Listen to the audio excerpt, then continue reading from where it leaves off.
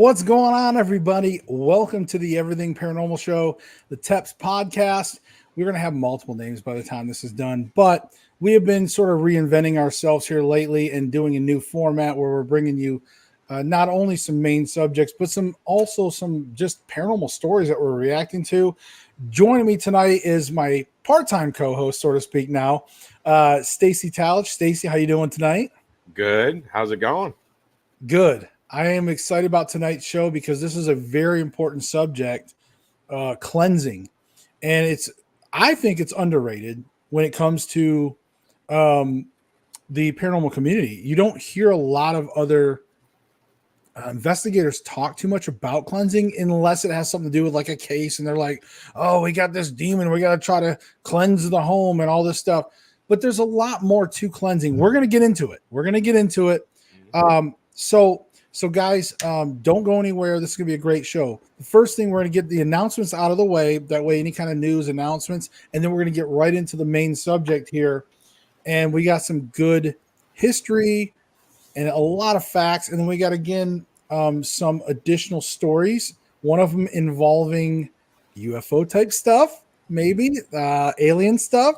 So if you like that, don't go anywhere. That's coming up. And also, if y'all, kind of was like, I don't know about this whole Loch Ness monster thing, blah, blah, blah, cryptids, maybe that's not your cup of tea, but you've always been curious. Well, guess what? We do have a clip of potentially them capturing a monster on drone footage finally in Lake Champlain there. So excited coming up. All right, let's get to announcements.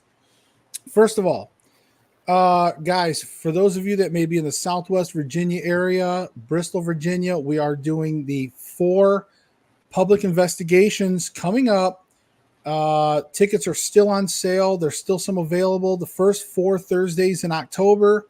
It's going to be at Pleasant Hill on Johnson Street in Bristol, Virginia. Guys, I can't wait. This is going to be a good time. There's going to be a little bit of refreshments, history, less like tour, but of course you get to be an investigator and you're going to get trained. I'm going to treat you like one of my investigators. We're going to train you up and we're going to get doing some experiments. I got a ton of experiments, some with Estes methods. I'm pretty excited. I'm super stoked. So Terry Lynn, hi, how's it going? And so we got that coming up. Also, just a little FYI, tomorrow, me and some of the crew, we're leaving tomorrow to go film. Can't tell you exactly where, but we are going to go film a double shoot. Basically, we are filming 2 locations in one night. It's going to be awesome. I'm excited. I can't wait. I'm already packed. I got this stack of stuff here already ready to go. It's just got to get loaded. I got another big hard trunk and we got stuff, but I'm excited. And the last thing is Paraflix, guys. Paraflix has been struggling recently, not because they're a bad site or anything. They just had some clerical issues and some issues that came up with we had lost subs through a fault system, not even through like actual people, just not people love Paraflix. It's a place, it's the paranormal of Netflix. But you can go there for original series like TEPS Investigates. Guys, Paraflix is amazing. And it's only like $4 a month, I think. But if you use TEPS25, use the promo code TEPS25, you can get a year. I want to say it's like $25 or something after the promo code. It's not much. But you get Paraflix for the full year. You get access to these original programs. You're not going to find a lot of this stuff on YouTube. And that's what's great about Paraflix, guys. You really, really need to get into Paraflix. They also are running a crowdfund. I contributed, guys. If you can, any little bit helps. They have a link on their website. If you go to Paraflix, if you go to their website, there's a crowdfund link. Guys, go on there. 5, 10, anything you can do. We're just trying to raise money just to get everything back up to par. But it's still going strong, guys. But just, again, don't give up on me. Get out there. If you love paranormal, you got to get Paraflix. They're a family to me now. They're great. I love it. So, all right. So I think now that we got all of the messages out of the way, I don't know. Stacey's working something out with Terry Lynn about the number stuff. So we're gonna. Yeah, I don't understand. I mean, Terry Lynn, I just sent you a text. Okay, yeah, she got it. What the hell? All right. Well, there we go. Anyway, All right, let's get into the main subject. Guys, let's talk about cleansing and how important cleansing is in the world of paranormal. Again, very underrated. Not a lot of paranormal investigators I talk to, they don't really regularly talk about it. There's mention about things they talk, but they don't put it on the level that they really need to put it on. Now, I'm gonna give you guys some fun history because I don't know if people watching necessarily realize how far back paranormal investigating or spiritual battling, ghost battling, however you want to phrase it, there's probably a little bit of everything. I don't think you guys realize how far back it can go. So let's just put it this way. Okay. Let's go all the way back to some of the very first written human history. We're talking Babylonians, right? Mesopotamia time frame. We got the Babylonians, uh, Assyrians, right? All these people.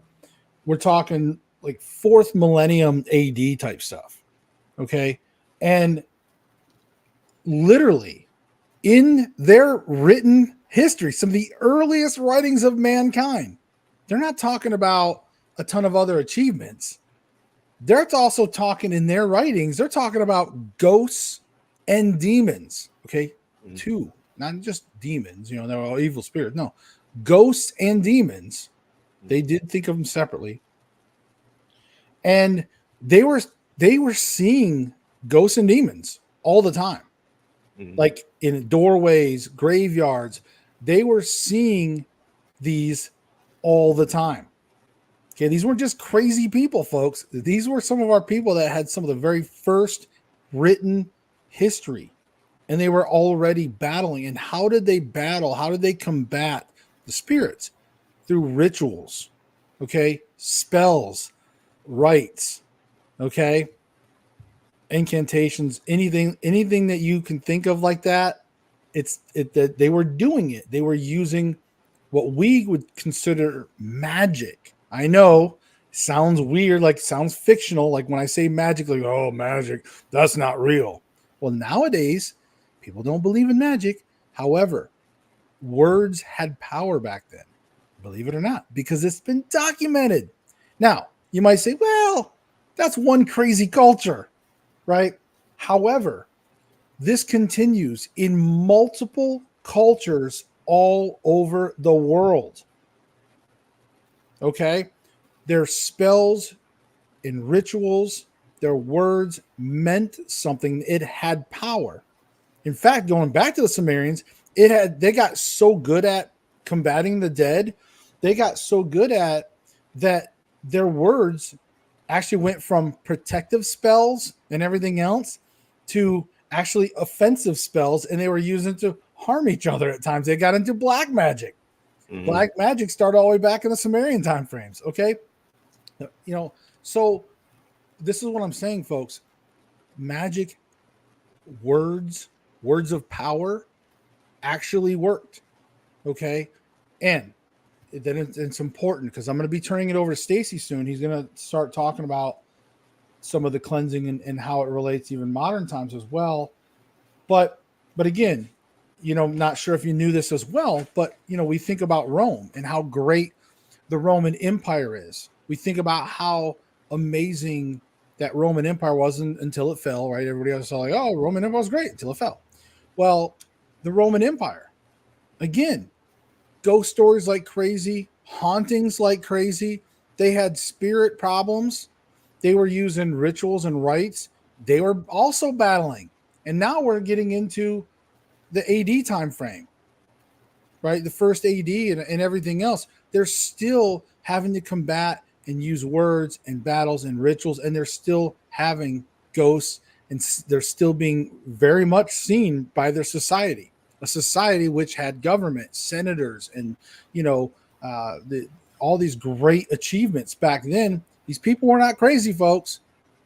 The Egyptians, all of these different societies had an involvement with the dead, whether it was combating them, whether it was honoring them, whether it was trying to enshrine them. There was cultures that were trying to enshrine spirits because of the power of spirits to help with agriculture and things like that. They were trying, that's why they had shrines. They were trying to enshrine these spirits and appease them. They would make sacrifices to these spirits. And we might think, oh, how rudimentary. But they had power. They had power and it worked. There was a balance. Before the Ashanti cuts down a tree, what do? They try to appease the spirit of the tree god, because it's a magic, it's an exchange, it's a balance. We don't do that. We just go and cut down shit. We just go and do whatever. There's no balance. So the point is, I wanted to give you guys some actual background and history to the fact that we have been involved with battling spirits, the dead, evil spirits, all of the above for thousands of years. Okay. And we successfully were doing it with words and spells and power and intent behind those things. So, with all of that being said, I know it was a little long-winded, but I wanted Stacey to be able to also be able to have, substance to feed you guys as well, where he didn't have to worry about trying to feed you guys a bunch of history as well. But Stacey, let people know where you are in like your opinion on cleansing and things like that, and then we can kind of get into maybe some technique. Well, my background, being a Palomayombe priest and in Santeria, these are ancient cultures. We look at them today as being some sort of primitive leftover, from third world countries and such. But they were literally coming out of ancient Egypt. People forget that Egypt is in Africa, and the slave trade was going on inside Africa for a very long time, coming out of Egypt and spreading throughout the whole continent. And when the English colonists were bringing over slaves, they carried that culture right along with them over to the New World. And a lot of the traditions and the belief structure is still carrying forward today. We don't see a lot of it in our modern contemporary culture, Western culture, because it is based off of the Protestant belief that you don't need anything except the Bible. You don't need all the pomp and circumstance of a big cathedral, a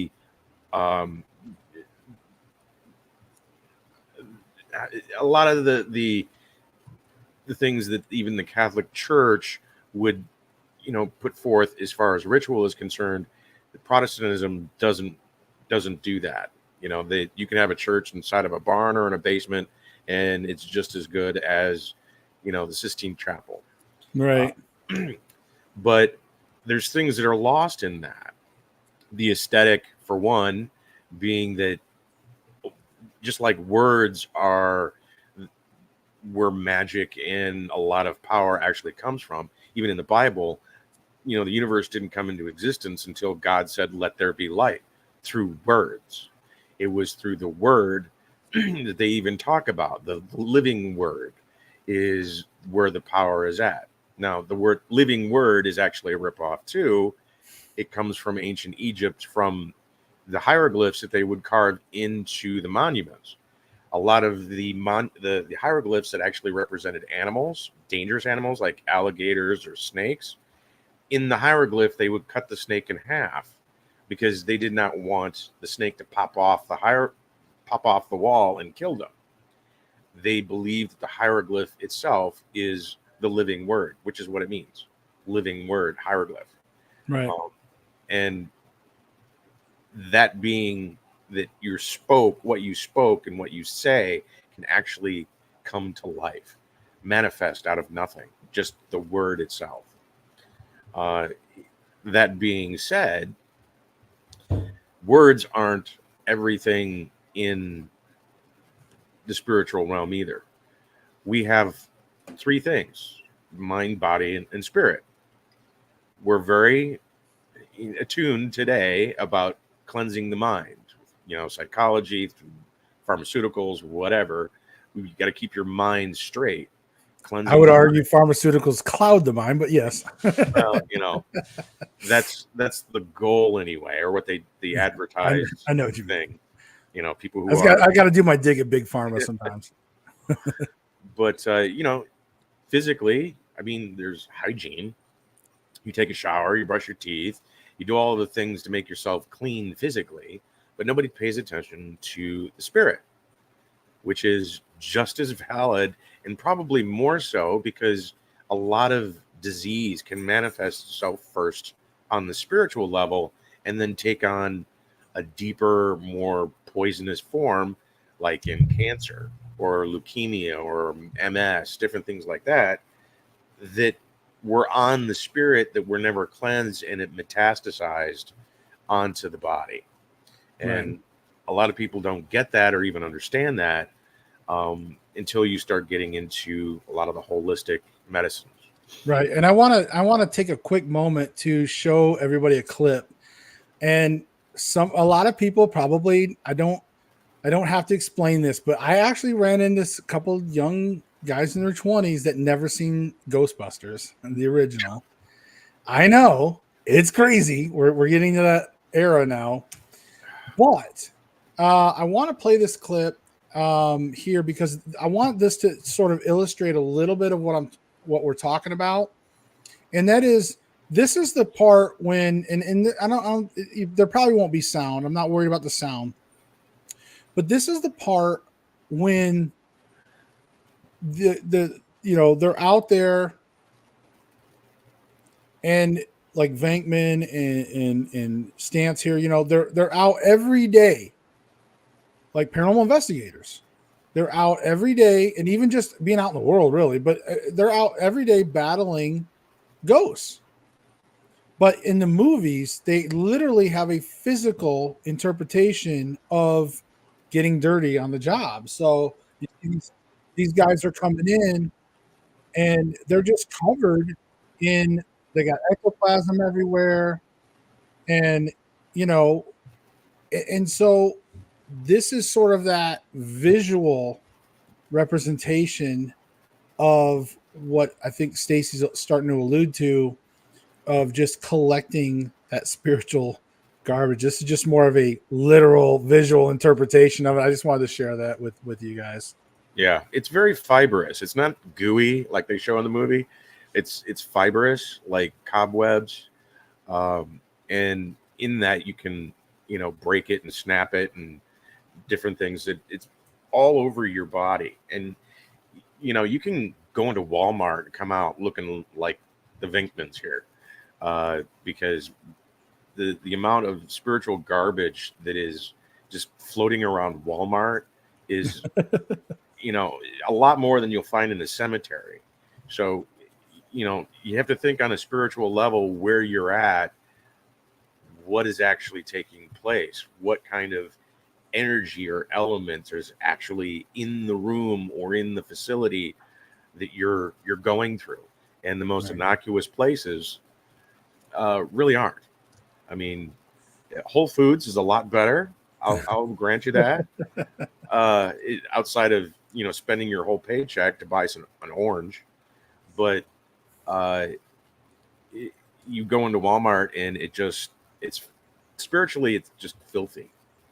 Yeah. Sam's Club a little better. We've been doing Sam's Club lately, with meat and buying, some, but yeah. Okay. So we know that now we've pretty much established, look, if you're out there as an investigator, you're going to get baggage. It don't matter. Like, I'm sorry, but you can, it's not about believing in, a certain religion or whatever. This is just part of the job. Okay. You want to be a Ghostbuster? Guess what? You're going to get ectoplasm on you. Sorry. That's just bottom line. Right. So on that front too, statistically speaking, you can Google this your own self. Look at the number of paranormal investigators, whether they be famous or not, a lot of famous ones, who ended up unaliving themselves and unaliving their spouse right along with them. Uh, they they end up going nuts, going Right. crazy. They they start believing that they're being hunted. You know, start having delusions of paranoia. Maybe not so delusional. Right. They're constantly under threat. They can't sleep. They're under attack all the time, and no one will believe them because they think that the TV show that they're doing is just a shtick. When they're Right. really going into haunted locations and not cleansing themselves afterwards because they believe it's just a shtick. Right. You know, it's Well, I mean, imagine if you sat there.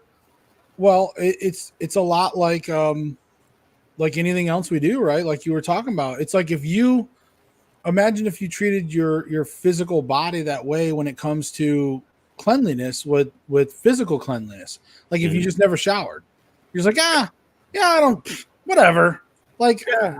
I don't look dirty. I look No, okay.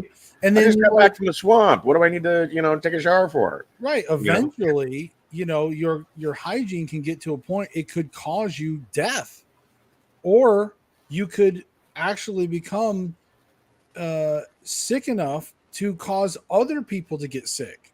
Mhm. And I think that's what you were talking about. I love that you brought up the unattended consequences of s- spiritual baggage. And I think that's important for people to understand that, you may sit there and think, oh, karma's not going to get me.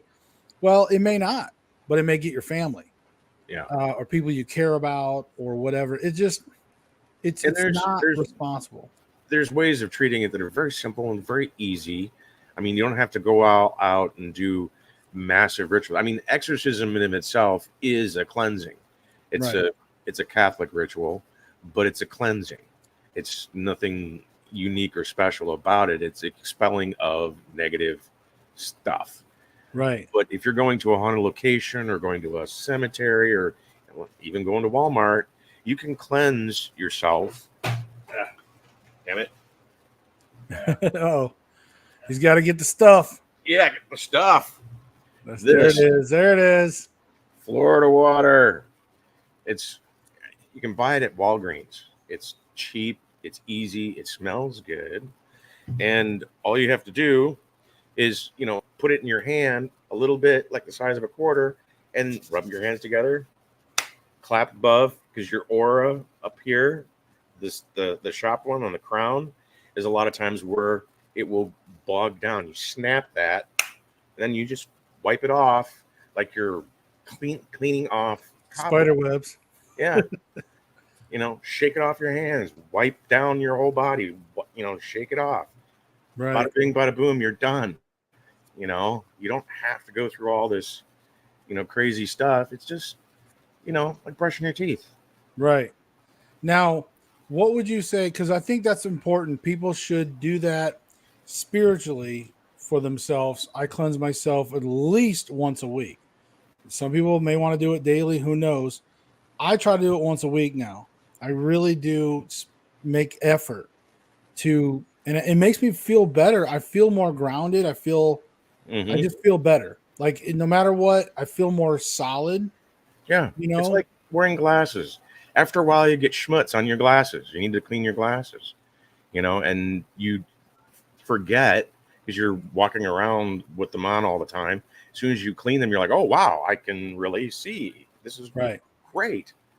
You know, Now, let's talk about real quickly because we're going to have to get into some other subjects, but let's talk about homes. okay. Because again, this is something that now I personally, when I'm out working, Hmm. when I'm out in the office, right? When I'm out working in the field, I have my crystal, which allows me to not have attachments, but also allow communication.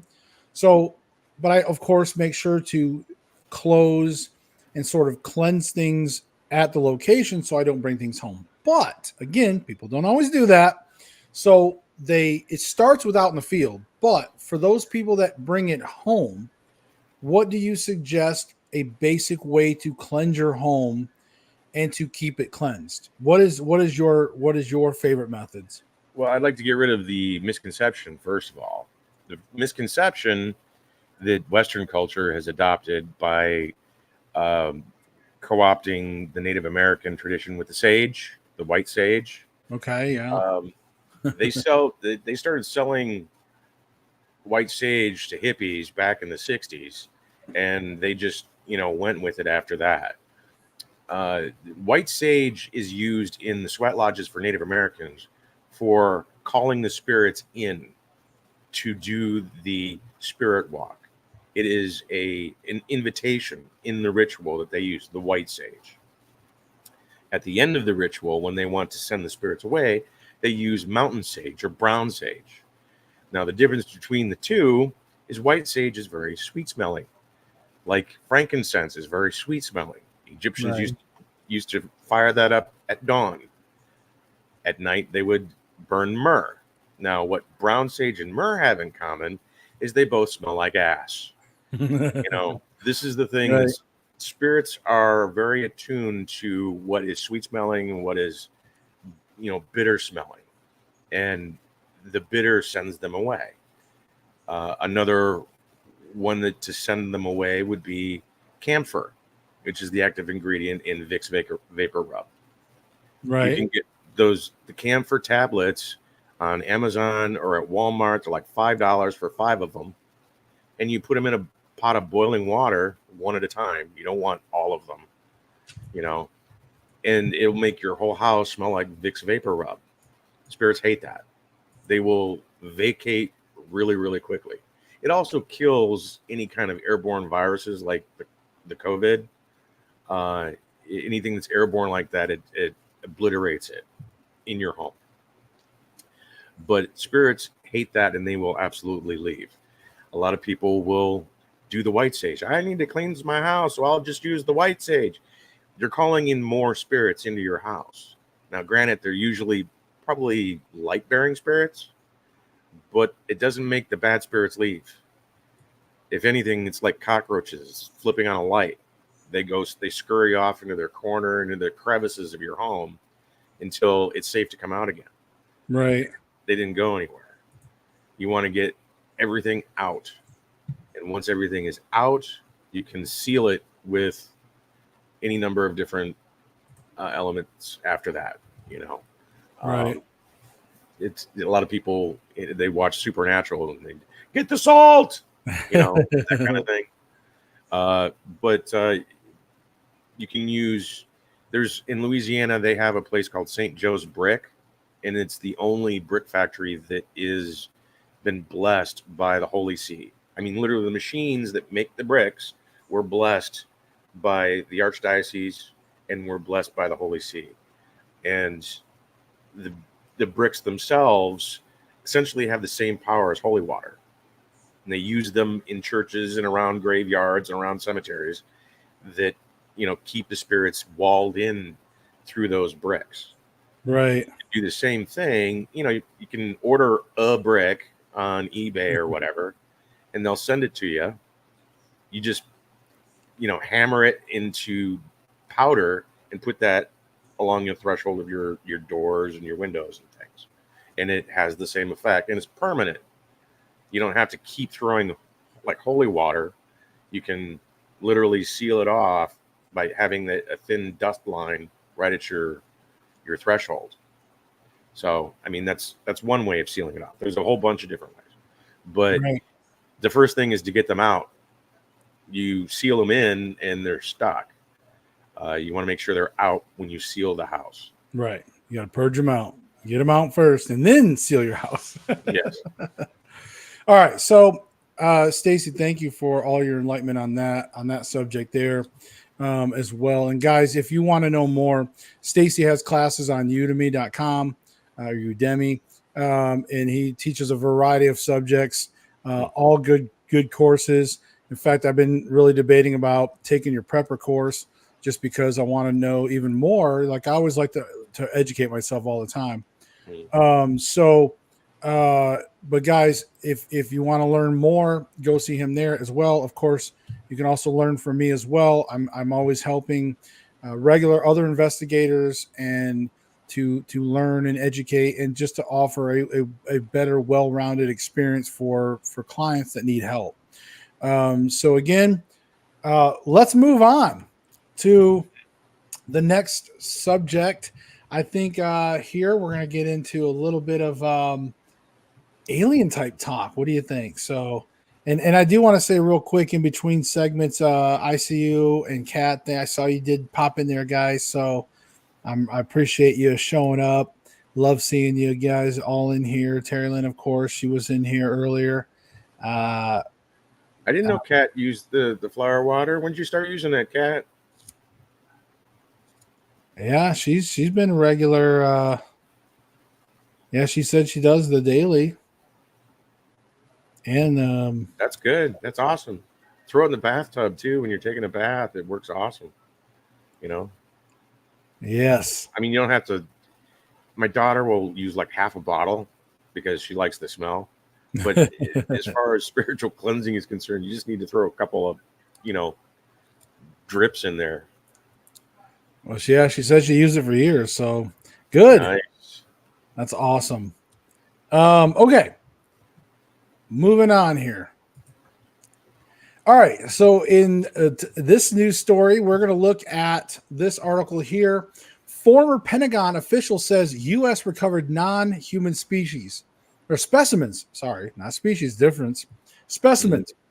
Mm-hmm. In a recent News Nation report, former Pentagon insider Luis Elizondo made starting claims that U.S. government has recovered non-human specimens from unidentified anomalous phenomena, including during the infamous 1947 Roswell incident. The United States have been, this is a quote, the United States have been involved in the recovery of objects, vehicles of unknown origin that are neither from our country or any other foreign country that we're aware of, Alonso told News Nation. Alonso's the guy who actually did the disclosure with the New York Times with the Tic Tac. Okay. The video that he came out, from the military with this evidence. Okay. And now he's doing the circuit. So Elizondo, who previously worked with the Department of Defense, alleged that the government agencies and aerospace companies possess these spacecraft. We're not alone in this universe, he says. It's a simple fact. The U.S. government has been aware of that fact for decades, he added. Despite these claims, the DoD strongly denied Elizondo's assertions, stating there is no credible evidence of extraterrestrial activity. DoD spokesperson Sue Goff emphasized Luis Elizondo had no assigned responsibilities for the Advanced Aerospace Threat Identification Program, ATIP, while assigned to the Office of the Undersecretary of Defense for Intelligence and Security. UFO believers argue that the Pentagon's response is part of a disinformation campaign, insisting that Elizondo's involvement in the UAP program has been confirmed multiple times through internal communications and official letters. Mm-hmm. Okay, so let's get into this. Stacey, obviously you got a little bit on this guy. So first of all, I got to ask you, what do you think? Is this guy, is he sound credible? Is he like a Bob Lazarus kind of guy? What are we looking at as far as credibility wise? I think he's very credible. Okay. He's been, when he came out with a disclosure with the New York Times, that was not something that New York Times does. They got the green light from somebody within the government that, yes, you can do this. Right. There's obviously two factions within the military that are wanting to, keep it secret because there's a lot of money in black budget projects, and two, that it's time for disclosure. You have the other side pushing it. So you've got warring factions within the military that are basically trying to subvert each other without coming out and pointing the finger, that, remember that cartoon, Spy versus Spy? You got the white and the black one. They're always pointing at each other. Hell yeah, that was great. It was like in Mad magazines where they were the Spy versus Spy all the time. Yeah, well, we've got that going on inside the government right now. Yeah. So, and Alonso is on one side, and he's been very public, just like Bob Lazar initially started off as. Um, he's been redeemed in recent years because of all of this. Uh, Right. it turns out that he was telling the truth the whole time, and all of the people who were trying to discredit him are now looking like asshats. Oh So, yeah.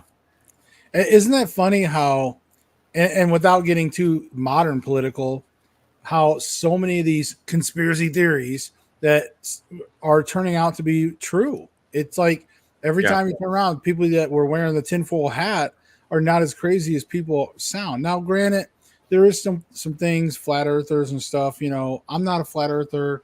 I looked into it. hey, Danny, there's my Uh, spillover right there. hey, there you go, Danny Marie.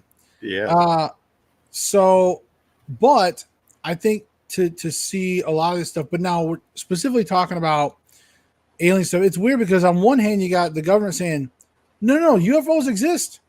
Like they're coming out and saying it.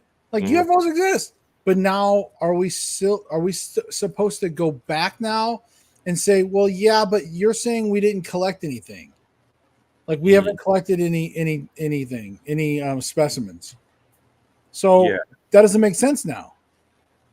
So yeah. for me, Well, they it's still like can't. that's kind of a contradiction of like no, we want you to think they're real because we're trying to distract you from other things, but at the same time, we're still trying to stick to our previous bullshit where it's like, no, like They still can't explain the evolution of technology to where we're at now. I mean, granted, when we came along with the semiconductor, a lot of things happened very, very quickly. But a sure, lot of tech exploded onto the scene out of nowhere with no uh, visible patent to go along with it to show you who created it in the process. Because all patents, when they first come out, you have to show the evolution process of what it is, the new technology. Things like microwave, laser, um, cell technology, a lot of the things that we use today that are very common right, had no birth to them. They just suddenly arrived. And the technology that we're getting these from apparently was from downed ships that they've reverse engineered, propulsion systems, things that we're experimenting with now for satellites and for traveling at massive speeds out in the rest of the solar system. The impulse engines and things of that sort originated somewhere not here, and they can't show the evolution of these technologies. They can just show that they've made it. They just don't know where it came from. right, and it makes sense to me that if you have some major breakthroughs, like if you quickly reverse engineer some technology, you can't just dump it onto the people. You have to maybe rush technology and be like, so like every 3 years we're making these like crazy advancements. Like, hey, look at this now. Like, well, Yeah. because of this technology, now we got this. Like, and so it's almost like they're trying to hurry up and catch us up to speed. Like, hey, we are already at floating crazy warp speed technology in the space. Who knows where we're really at? But they're trying to get Oh us to yeah. wherever they're at. They're trying to catch us up. Yeah. Well, a lot of the stuff that they're admitting to now, like the Dark Star, they came out with the Maverick movie, the Top Gun movie, where at the very beginning he's flying the Dark Right. Star experimental aircraft. That is old technology. They were doing that out of Area 51 back in the mid 90s. That But yeah, was even the popular Blackbird was mechanics. pretty. Even the Blackbird, they still won't. To this day, they won't talk about how the top out speed on Blackbirds. Yeah. Well, You know what I mean? Dark Star was being talked about in the 90s by popular mechanics, and a lot of it was theory, but Right. the ramjet technology that they're using, they never even, once you get to a speed above Mach 3, uh, air as it goes through a funnel, essentially, it gets really, really hot. So what they've discovered is once you get it to Mach 3, You can just dump fuel into an empty funnel and it will burst into flames and thrust you forward. There's no moving parts Right. in that level of speed. Um, that's what Dark Star essentially, was all about. It had three different engines at three different speeds. You had the regular jet, the scramjet, and then the ramjet, And all in one plane. I thought that was just code for building the new Death Star. No, it was.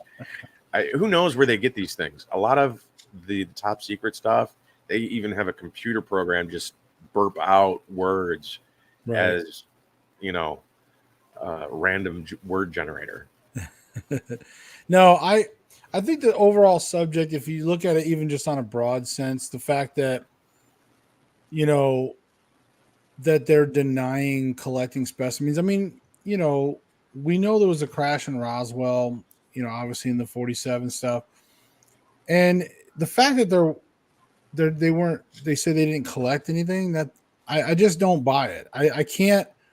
The government definitely, we've always had this antitrust, but it's like the more things that come out lately about the government, the worse that trust is. And then they're like, but no, now we're being transparent. Bullshit. Yeah. They're only going to go as transparent as they need to. Well, it is happening faster. Have you noticed that? With social media and not just everything being funneled through legacy media, things are happening. And this is part where the conspiracy theorists are actually gaining a foothold. And that word conspiracy theorist was actually a psyop created by the CIA. Was it JFK, right? Wasn't it JFK where it started? Exactly. But here's the thing. The conspiracies, I agree. I think that we have an advantage if you are a conspiracy theorist, or at least I would almost say not even conspiracy theorist, more of an armchair detective, right? The internet detectives. Because now, they, and I mean they as in the government, could control the media easily. They can control what was going out to the world because you had like fucking 5 channels. Yeah. And you had you had your local news and you had your world news or something. You had a few publications that people read. It was very, very controlled, very narrow. They could just, everything could be controlled. We didn't have drones. We didn't have all this technology that we could go. So when people were out in the middle of the desert, you could have government officials go up to some dude in an RV and be like, anything that you just saw, if you see anything, you're dead. Yeah. Well, they couldn't even prove it back then. Accountability is different now too. Yeah. With social media, you can actually pile on virally different people or different authorities, depending on whether you're talking about a company or your congressman, and demand answers. And you couldn't do that in the past. It was very controlled. You could send a letter, you could go through and make a phone call, but it was very segregated. Right now, compartmentalized really easily. Yeah, everybody knows. Everybody knows you sent a tweet to your congressman, and then they can pile on that too. And the next thing you know, it's gone viral, and they're left, holding their Johnson, going, I don't know, let's figure this out. And they form a committee, and it turns into something a lot quicker because there is a lot more public interaction. And I think whistleblowers are more out to come out now because they use the social media as protection now. Mm-hmm. Whereas again, back in the day, you have Men in Black show up. Yeah. What are you going to do? There's nowadays Men in Black show up to some dude's house, some redneck in a trailer that's got a conspiracy theory. Well, guess what? He's probably secretly filming them with his Wise camera or Ring doorbell or just his cell phone hidden down. And it's like these government officials, they can't do that anymore. They can't threaten people. They can't do the things they used to be able to get away with because there's way too much technology, eyes in the sky. And then social media, these people are going like literally streaming some of this stuff straight to the to Facebook or these social media platforms. So I think protection wise, that's helpful. Now I'm not a huge fan of the internet at certain times because I think it's both good and evil inherently, how it's used. Um, but again, I really enjoy the internet when it comes to certain protections and things like that. I think that for the age of conspiracy theorists or exposing the government, yes, I think you're right. This is that time when we can thrive as armchair detectives to expose the government. So it's also a little dangerous because, again, some people do say some things that could potentially harm us with foreign adversaries or leave vulnerabilities or even Well, look at certain things like that. So I think there's a little bit of trade off, but at the look at same the time, assassination attempts that just happened. I mean, some guy gets on a roof, a slanted roof, and tries to kill the front runner in the election, and turns out that, well, it's looking like it was an inside job because people dug in and demanded answers immediately. They didn't wait for some subcommittee to you know do certain things. People hopped on this stuff right away, and the excuses came out that were even more ridiculous as they got going. Well, it was a slanted roof, so we couldn't actually post anybody there, and it was at like a 15-degree angle. You know, it's like right. wheelchairs can get up 15 degrees. Like, You know, regardless of what anybody thinks of any of the political candidates, the amount of failure that happened for Butler, PA, with the assassination attempt is mind-boggling. it's impossible. The Right, failure doesn't it's even come close. right. You can't Swiss cheese that one. But okay, so we need to move forward though because we are running out of time. We need to get to our third subject. I always love all these subjects, especially when Stacey's on. We have a great time talking about these things. All right, so let's move on to our next subject, which is going to be, I think, just down here a little bit here. It's a short article, but again, these are things I love to discuss ultimately, and that's going to be right here. All right, so moving on, our next subject is going to be filmmakers capture Lake Champlain. I think I'm saying that right. Champlain, I don't know. Monster on drone. So filmmakers Richard Rossi and Kelly Tabor were stunned when they unintentionally captured drone footage of what they believe is the legendary Lake Champlain monster, Champ, while filming their movie Lucy and the Lake Monster. The team recorded a massive creature moving beneath the lake's surface. This unexpected discovery occurred while the drone was capturing scenic shots over the lake. We were just aiming for some scenic shots, Rossi shared. We never expected to capture anything like this. We couldn't believe our eyes. It's an absolute thrill to share this unexpected discovery. Tabor emphasized it is real footage, not manipulated in any way. The footage, which appears in their movie just after the 4-minute mark, includes a boat for sale for scale reference, reinforcing the credibility of the sighting. Tabor, who grew up by the lake searching for Champ, believes this magical moment adds an incredible layer to their film. In the video, in the lower right corner, you can see a large creature moving just under the surface. Now, I have pulled up for you the video, folks. That way we can see. That way you can see it for yourself as well. Let me see here. Let's go down. Here we go. So as you can see, it's going to start. I'm going to rewind it a little bit here. Now, I believe they're talking about this lower right quadrant if you want to look and see. But again, you guys can watch. All right, I'm going to hit play. The sound's not important.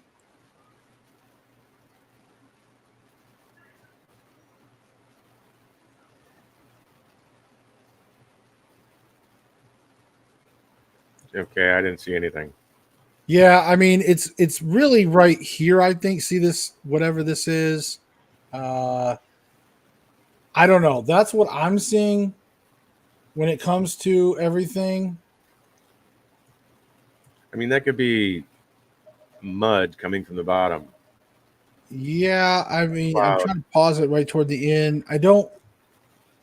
I don't know unless they're gonna show maybe even more. Again, I'm kind of like torn on this because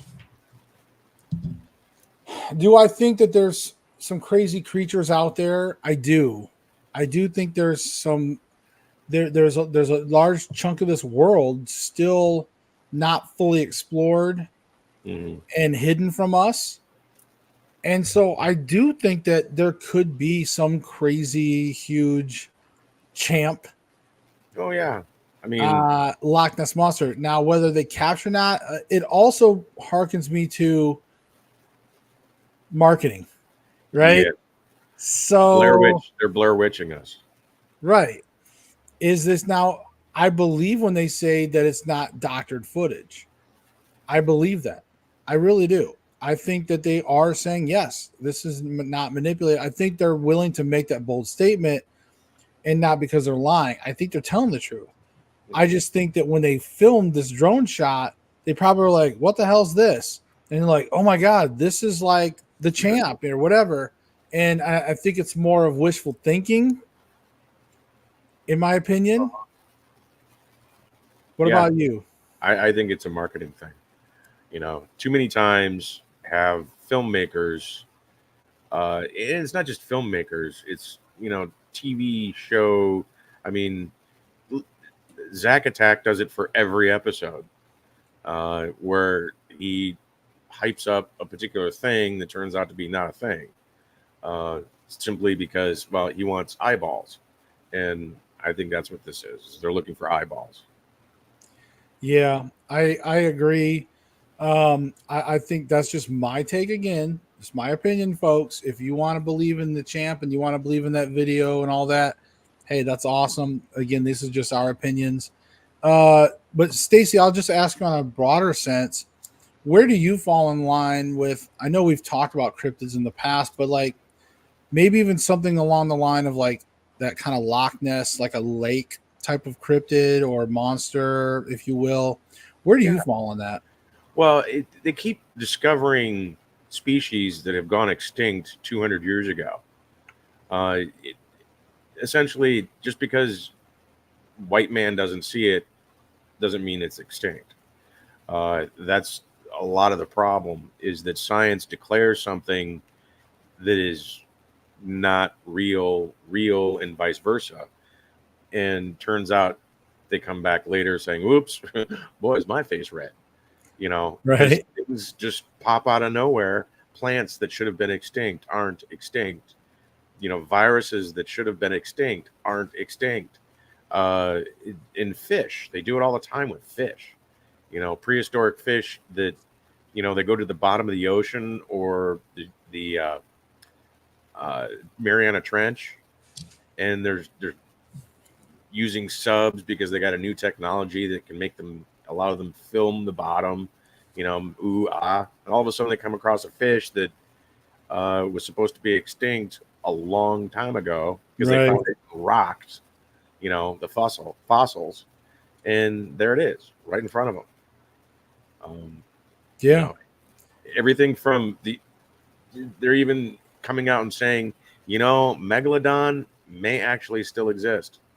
The giant ass shark that they've been making movies about.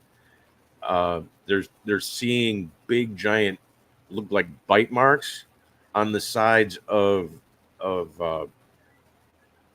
those ships that carry the cargo ships that have all those shipping containers on them. Right.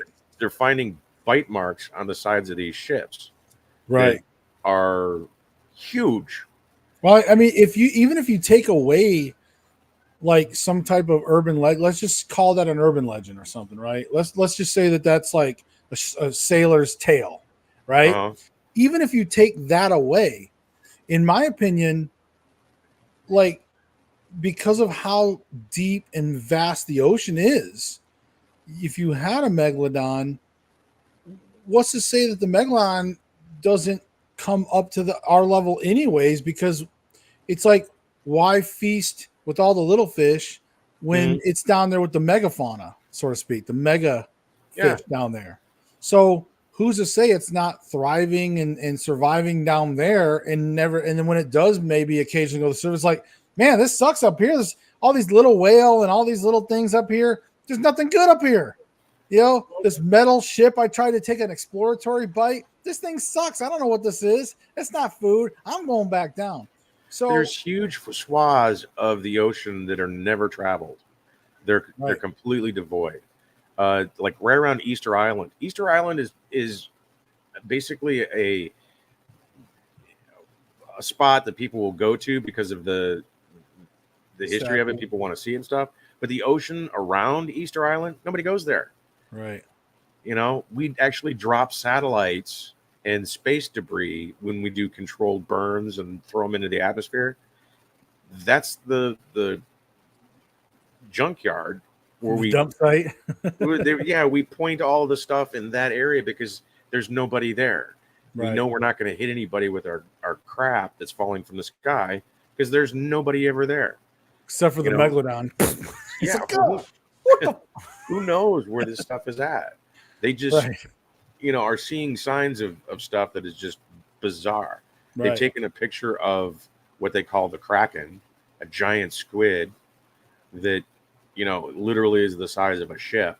Yeah, that's crazy. Shouldn't exist. I mean, they're discovering things all the time that they either called a myth or had gone extinct. And it's just, scientists are going, well, guess we were wrong. Well, you might want to say that outright. Put a little asterisk next to whenever you say something definitive, put a little asterisk saying, until we know no more. Right. And see, and that's the thing, like, and even to kind of go all the way full circle to our original story about ghost hunting and stuff, and the power of magic and cleansing, think about some of these stories of even dragons, if you want to go there. There's a lot of these references. It's not like it was just like one dude, like, I saw this tentacle creature and blah, blah, blah. No, there's historical documentation throughout about these krakens and about dragons and about some of these creatures that are huge in scale, multiple stories. Mm-hmm. And the same thing, like we talked about in the beginning, we had societies in the earliest of mankind talking about ghosts and demons and seeing them on a regular basis versus nowadays when everything's like seeing is believing, whatever. And like, nobody has, and they have to see it for themselves. Well, they got 9th century paintings where they're showing a battlefield of different, people on different aspects. And it's a battlefield, but it's more of a landscape painting.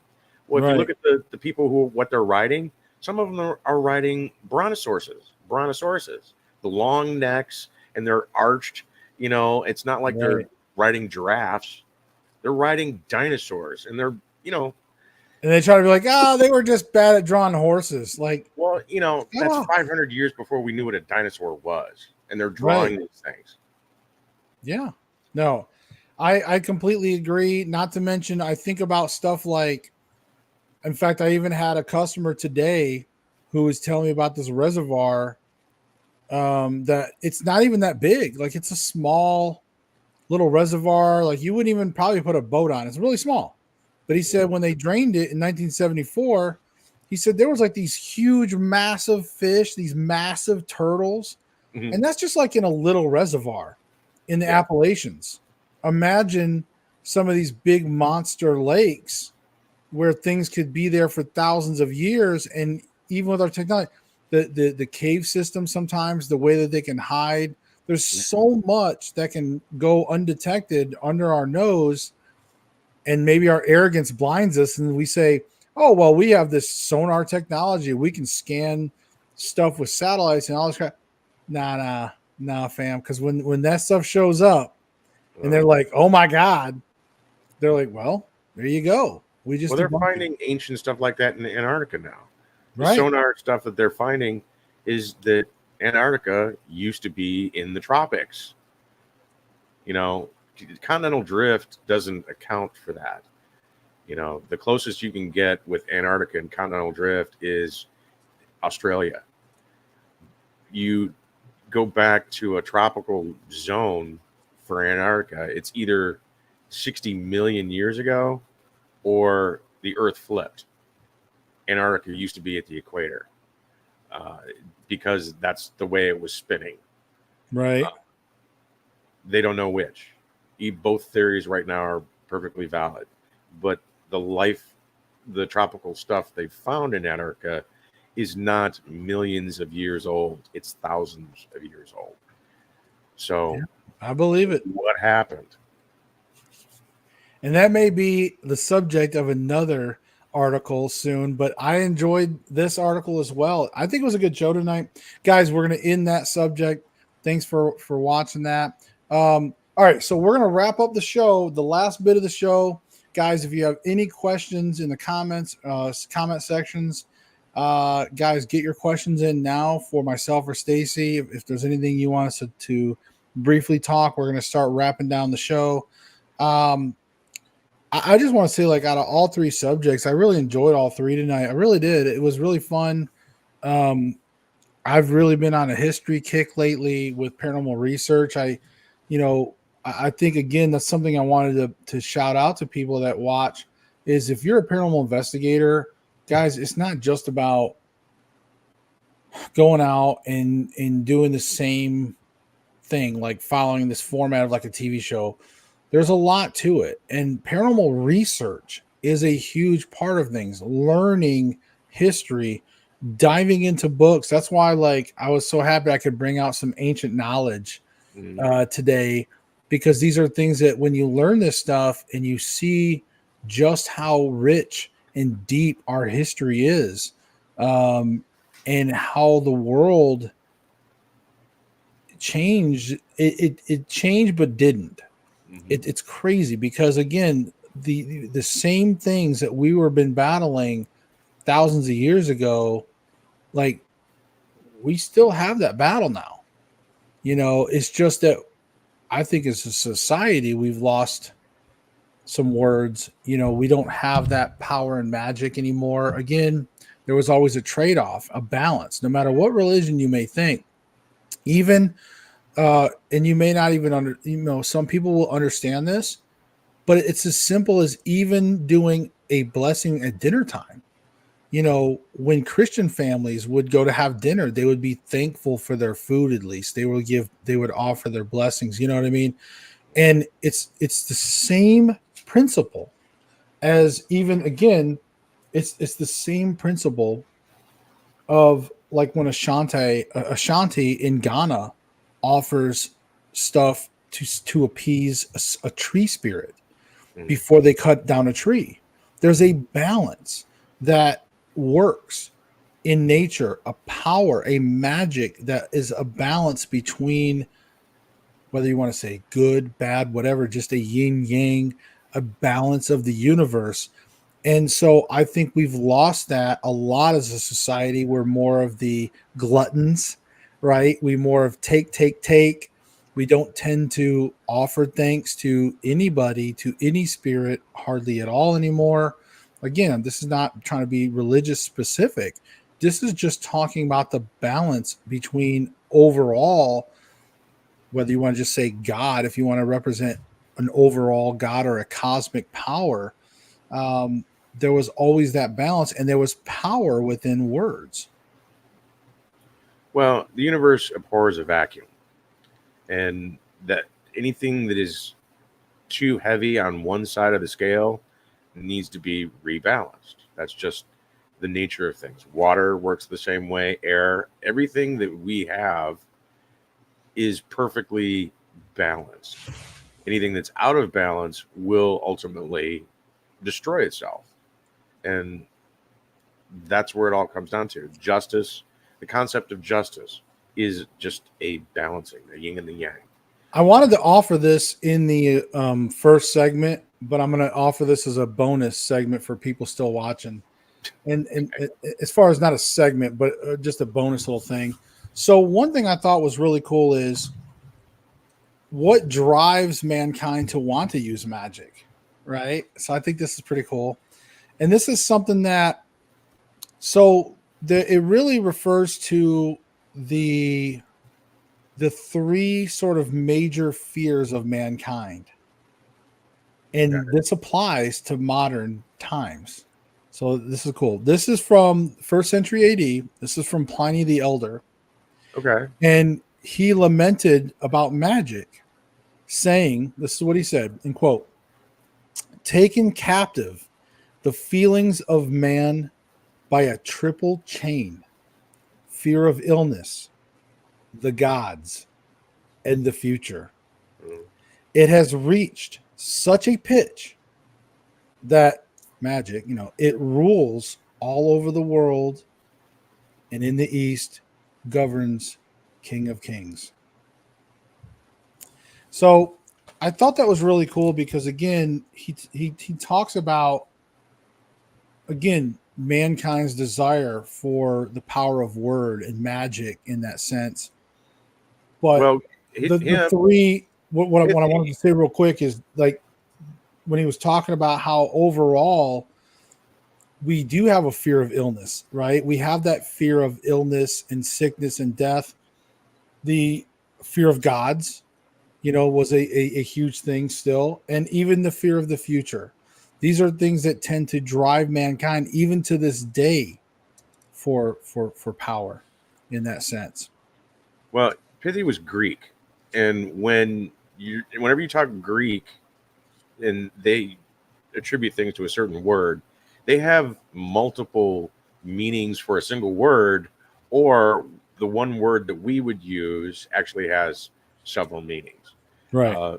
Like magic, there were two different kinds of magic. They had what's known as theurgy, which was wonder working, and then they had thermagy, which is uh, god work. Right. And depending on what your type of sorcery is, wonder work is basically what we would call magic. It's casting spells, different things like that, Right. where you are actively engaging in, creating medicines and things of that kind, for apothecary. God work or thermagy uh, is basically prayer. But also, I think is divination falls in that too, right? When they do divination work, Right. If it's right? Yeah, it's divination, things that have to do. It's not magic that you have personally. It's magic that is drawn from a particular The cosmos and source. stuff, right? Yeah, from the gods or from the demons or whatever it Right. is that you want to call it, and it has more to do with the ritual and the sacrifice and the divination side of stuff. And they built temples to the thermagy, and the theurgy was, you know, more of a side hustle. And Right. when they combined the two later, it led to the corruption of paganism and ultimately the rise of Christianity because people expected magical works whenever they went to church or went to the temple, signs from the gods, or you know some of the early Christian stuff where they would do literally carnival stuff where they would run across flames to prove that they were protected by God. Right. It was wonder works that they would do in order to draw people in and get more authority to people believing. Well, and the abuse too, because when they would so you would have like even like in the Roman times, they would like write down, they would write down shit for they'd be like, hey, like a lot of yes and no type stuff. And they'd be like, is Augustus going to, uh, heal from his breast wound or whatever, blah, blah, blah. Uh, And so there was a lot of that abuse in that situation because a lot of times it would be like our modern day when you have those people that are sitting in front of the camera with just fucking dowsing rods going back and forth going, yo, it's a yes. Oh, is he going to marry you? Oh, it's a no. Like, and even back then they're just like pulling out these, they would write them on the lead strips or whatever. And they'd pull them out of the hat basically and be like, oh, is Augustus going to be like, oh, he will heal. Like there was also a lot of that shit too back then well, as the well. concept of the separation of church and state is only 200 years old. Right. the whole totality of human history, church and state have always been synonymous with each other. And the problem with that is, so goes the state, so goes the religion, or vice versa. Right. You Well, know, you got to think it's that evolution of power, right? Because think about how powerful words would have been back then, spells, rituals, all that stuff. And they were working. People were like, okay, this stuff works. But then as the clergy, as your shaman, every tribe, every civilization has their version of like a shaman, right? And so as they evolved and got more and more powerful, and again, like we talked about, went from like protective magic to harmful magic, like black magic, as this power grew. And they were just like, we're talking like now we got cults of like these dudes going, hey, I got women checking me out. They're saying like, I got power, man. I can just say this and I can get the women. I can do whatever. I can get the little boys, whatever they're into, whatever. All I'm saying is that the evolution of power, not to mention that because of the societies, ultimately it was talking about different societies, how the magic always started as protection and battling ghosts and demons, but ultimately, like through all that, they were like, "There's power," and then get into divination and try to learn the future and all these things. And of course, all the kings, all the leaders of these civilizations, they want that inside scoop. They're like, "Hey, great wise man, when should we attack?" And they're like, according to the planets and the moons and the stars, whatever divination they were using, whether it's livers, entrails, roll the bones, whatever it is, whatever divination versions, look at the birds, there's all kinds of divination. Whatever it was, it gave a power to the church, so to speak. I just say the church. And the kings were like, oh, and they would go and have these successful battles and blah, blah, blah. Or if they failed, the church could just be like, well, you didn't look at the one thing I told you, though. I told you there was that one star hanging out over here. So they had to earn their keep, and they did it badly as time progressed because, well, there became a certain expectation. Well, an abuse of power. Yeah, it was an abuse of power, and it brought down empires. Yeah, we're at that point again, and just in time, we're coming up with a new divination system called AI that's supposed to lead us into the next 100 years. It's crazy. Just as one empire falls, another one rises. Yeah. Well, it's been a great show. I've got to get going. Unfortunately, we got to end the show, guys. I didn't see any additional questions, but I appreciate each and every one of you for showing up. Again, Terry Lynn, Cat, ICU, Danny Marie. I think that's everybody I noticed. If you slipped in there and I didn't see, then I apologize. But guys, thank you all so much. Don't forget each one of the main 3 segments. If you just want to go back and freshen up on cleansing, if you want to go freshen up on the alien stuff or the lake stuff, each one of those will be available later this week on the Everything Paranormal Show channel. I do release the shorter kind of clip versions of those as well. So guys, we will see you. Don't forget, for the next month, we are going to be on Wednesdays. Normally we're Thursdays. So if you want to watch the show normally through the year, it's going to normally Thursdays. But guys, for the next month, it's going to be Wednesday nights, and next week we have a special guest. You guys will have to come check it out. Paranormal investigators in the parapsychology and psychic impact of things. So it'll be pretty cool. We'll have a great guest next week. Can't wait, guys. We will see you in the next video. Bye. Peace.